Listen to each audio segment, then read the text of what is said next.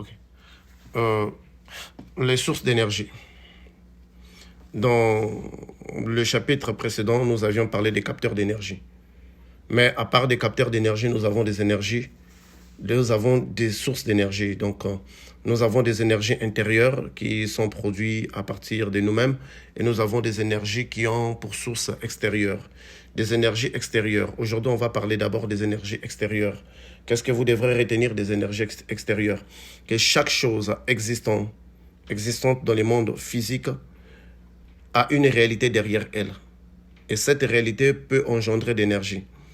N'importe quelle chose, que ce soit les papiers, que ce soit les crayons, que ce soit les stylos, que ce soit l'œuf, que ce soit n'importe quelle chose que vous pouvez voir, contient une réalité derrière elle. Et cette réalité-là, ce sont des énergies. D'ailleurs, beaucoup de gens qui sont partis chez les magiciens, ils ont été étonnés de voir que le magicien les a demandé de les apporter le lait, d'aller verser le lait au fleuve, de les apporter les œufs, de les apporter le pan, de les apporter le crayon, de les apporter le papier, ainsi d'autres personnes même.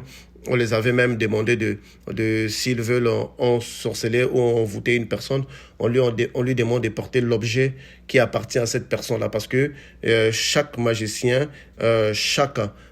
sait que derrière toute chose qui existe, il y a une réalité paranormale. Donc, il y a tout un portail derrière cette chose-là. Et ces portails-là, ça constitue une source d'énergie. Les énergies qui proviennent des sources extérieures, dont tout ce que nous avons dit, tout ce qui existe est une forme d'énergie, ce sont juste comme étant des carburants.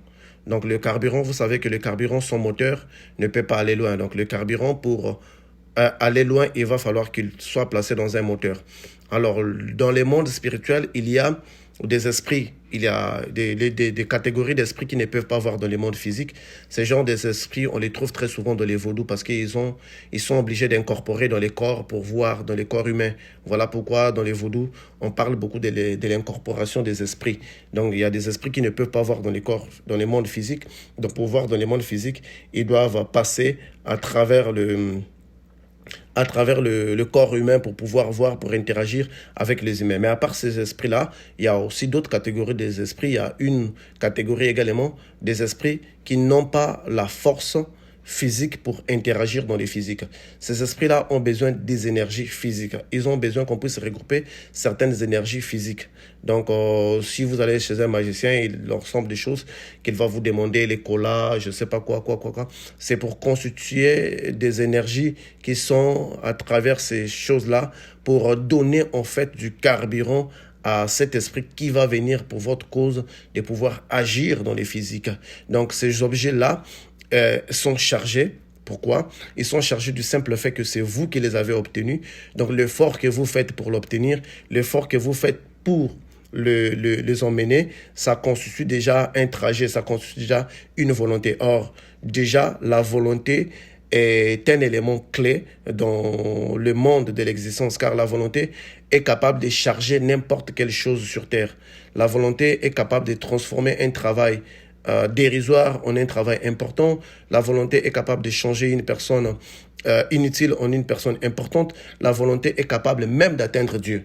Donc la volonté peut, elle, charger chaque objet que vous portez. Parce que derrière chaque objet, il y a une réalité derrière cela. Donc une fois que le magicien va vous demander des choses parfois que vous ne comprenez pas, de lui emmener de telles feuilles, vous allez les lui emmener. En arrivant là, parce que c'est vous qui avez emmené. Donc c'est ce qui compte en fait pour les magiciens. C'est la volonté que vous avez appliquée pour lui apporter ces choses-là. Une fois que vous l'aurez apporté ces choses-là, comme ce sont des choses qui détiennent de l'énergie, ces choses-là vont être chargées. Et vont être chargées, donc à la volonté et l'énergie dans la chose et les portails qu'il ouvre. Ce sont ces trois éléments-là qui vont charger la chose. Et à partir de ces points-là, il y a des esprits qu'ils vont faire appel pour venir agir. Et ces esprits-là n'ont pas de l'énergie nécessaire pour vivre, pour opérer dans les mondes physiques. Parce que dans les mondes physiques, chaque déplacement qu'un esprit peut faire, c'est une perte d'énergie. Voilà pourquoi c'est pas facile à un esprit de soulever un avion, mais L'intelligence humaine peut soulever un avion, peut faire des calculs exacts pour soulever un avion. C'est pas facile à un esprit de soulever même une brique, même un carton, parce que pour le faire, il faut beaucoup d'énergie. Il y a beaucoup de pertes d'énergie. Mais l'homme peut soulever une brique, l'homme peut faire soulever un avion, l'homme peut déplacer des choses à volonté, parce qu'il est, il est dans la dimension physique. Donc, dans la dimension physique, cela demande une certaine force. Alors, lorsque ces esprits-là ou ces démons-là vont arriver, ils vont utiliser la force qui est derrière, l'énergie qui est derrière ces objets-là. Mais comme ces énergies-là qui sont derrière ces objets-là, ce sont des énergies qui sont chargées par votre volonté. Donc, puisque qui sont chargées par votre volonté, ça veut dire que ces objets-là que vous aviez emmenés chez les magiciens constituent votre identité. Donc, l'esprit qui va venir dans le monde physique, il va agir à travers votre identité. À travers votre identité. Donc, c'est vous qui lui avez ouvert la porte.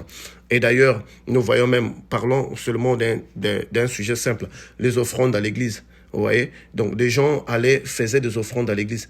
Mais comme il y a comme c'est l'argent qui provient de vous, lorsque vous les faites, s'il y a une force, un esprit qui doit bénir les gens, par exemple, à travers de cela, il va tenir compte de celui qui a fait ces gestes-là. Donc, il y a des esprits dans les spirituels qui ont besoin que vous constituiez une réalité à travers des objets pour construire une énergie. C'est à peu près comme un hôtel, en fait. Donc, toutefois que vous voyez un objet de loin, l'objet est chargé, l'objet peut constituer une réalité, mais jusqu'à ce que la volonté s'applique à cet objet-là, et c'est en ce moment-là que cela peut devenir un portail.